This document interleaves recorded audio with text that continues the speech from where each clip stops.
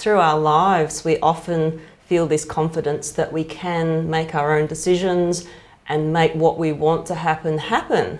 But of course, as we get older, things change, you know, whether we become unwell, become more frail, dementia, like you're talking about. Dementia is now the second biggest cause of death amongst Australians. It is very scary as to how common dementia is. So really, if all of us are lucky enough to live long enough, most of us are going to have some level of cognitive decline in our futures. And that's something that we realistically need to plan for. As human beings, we're really good at planning for stuff. You know, we plan for our weddings and families and holidays and retirement, and we fundamentally know that if we plan for something that we can get a better result. Exactly the same applies to getting older as well, but how many of us actually plan for getting older? It's not just, it is partly working out what you want, you know. Everybody, well, a lot of people like to stay at home. So if you want to stay at home, what's required to keep you at home safely as you get older? But also be realistic. What happens if a time comes where you can't stay at home or do the things that you want to do anymore? So what would you prefer occur in those instances? So planning is essential, and financial planning is a big part of that as well.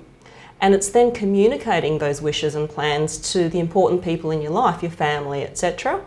And as John, you've just said, it's getting those legal documents in place so that the family members or the people who you want to be responsible in doing these things that you want as you get older, they have the legal capacity, the legal ability to do that for you. So exactly as you just said before, John, getting the wills done early.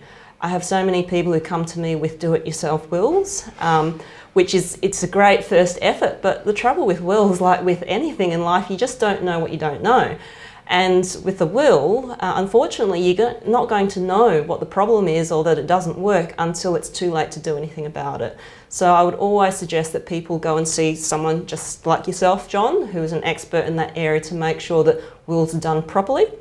And also, like you said, enduring powers of attorney, enduring powers of guardianship, who's going to have that responsibility to make sure that your wishes are upheld and respected when perhaps you may not be able to do that for yourself. So get those documents in place, communicate these things to your family and loved ones so everybody knows who's doing what if something happens, including in the event of death, and then make sure that those documents are available as well. So I always suggest being very clear about where the original documents are kept.